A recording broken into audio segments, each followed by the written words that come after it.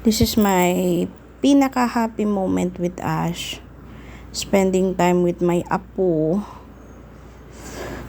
Ang cute niya. Ang cute niya lang at nakakamiss itong mga moment na ito.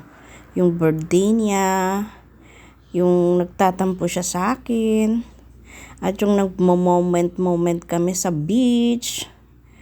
So, napakalambing ang apo ko. So, nakakamiss ang mga lahat. I need to be strong for her. So, ito yung moment namin dalawa. Bonding together. So, wala kaming maggawa. Pumunta kami ng beach. At sunset na yan. Nag-moment lang kami dalawa dyan. So, ang cute lang tignan. Then, this is nung New Year. Papasok ng 2024. And this is naman yung sa house. Morning yan. And this is nung namasyal kami. Yan. Dami namin moments together. Thank you for watching.